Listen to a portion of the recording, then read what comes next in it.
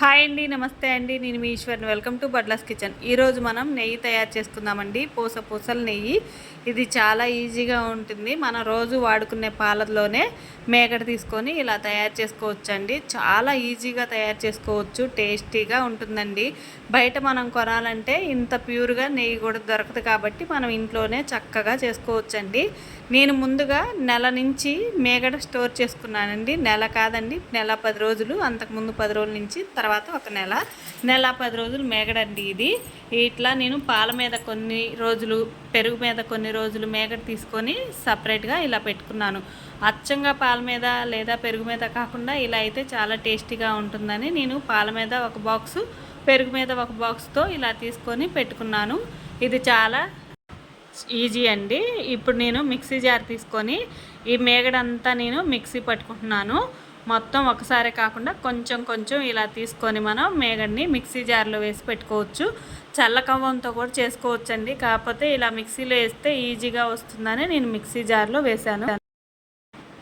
ఇప్పుడు ఈ వెన్నపూస మొత్తం మనం ఒక గిన్నెలోకి తీసుకుందామండి. ఒక్కసారే మిక్సీలో వేయకండి, కొంచెం కొంచెం వేసుకొని కూలింగ్ వాటర్ వేసుకుంటూ పట్టుకోండి. మనం ఫ్రిడ్జ్లోంచి తీయగానే పట్టకూడదండి. ఫ్రిడ్జ్లోంచి తీయగానే పడితే క్రీమ్ లాగా ఉంటుంది. అందుకోసమని నేనైతే ఒక 1/2 అన్ అవర్ బయట పెట్టానండి. ఎందుకంటే ఎక్కువ క్వాంటిటీ ఉంది కదా, అందుకోసమని నేను 1/2 అన్ అవర్ బయట పెట్టి ఇలా మిక్సీ జార్లో వేసుకొని తీసుకొని వెన్నపూస మొత్తం ఇలా వాటర్ వేసుకున్నానండి. ఐస్ క్యూబ్స్ వేసి ఇలా నేను ముద్దలైతే చేసుకుంటున్నాను.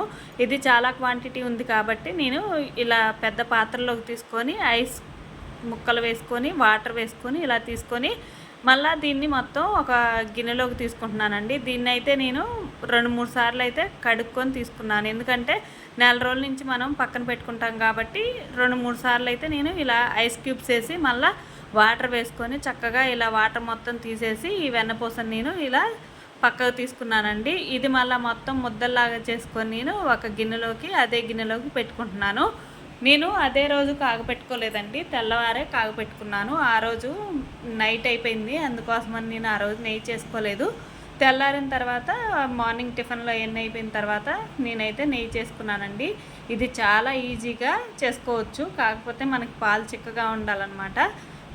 ఈజీగా చేసుకోవచ్చు, టేస్టీగా కూడా ఉంటుంది నెయ్యి. మనం ప్రసాదాల్లోకి కానీ పిల్లలకి కానీ బలం అండి. మనం సున్నుండలు చేసుకోవాలన్నా నెయ్యి బయట కొనాలంటే మామూలుగా ఉంటుంది. అందుకోసమని నేను ఇలా చేసుకున్నాను. ఇప్పుడు నేను చెప్పాను కదండి ముందు రోజు ఫ్రిడ్జ్లో పెట్టుకున్నానని, అందుకోసమని ఈ వెన్నపూస మొత్తం గట్టిగా అయిపోయింది. తర్వాత ఒక 10 నిమిషాలు వేడి నీళ్ళల్లో ఆ గిన్నెను పెట్టాను. తర్వాత ఒక గిన్నె తీసుకొని ఇప్పుడు నేను స్టవ్ మీద పెట్టుకొని వెన్నపూస మొత్తం వేసుకొని కరగబెట్టుకుంటున్నానండి. ఇది మరీ హైలో ఒకసారి కాకుండా మీడియం ఫ్లేమ్లో పెట్టుకోండి. పెద్ద గిన్నె అయితే పెట్టుకోవాలండి, చిన్న గిన్నె పెట్టుకుంటే పొంగిపోయిద్ది. అందుకోసమని నేను పెద్దదే గిన్నె తీసుకొని మీడియం ఫ్లేమ్లో పెట్టుకొని దగ్గరుండి 2 మినిట్స్కి ఒకసారి ఇలా కలుపుకుంటున్నాను అనమాట.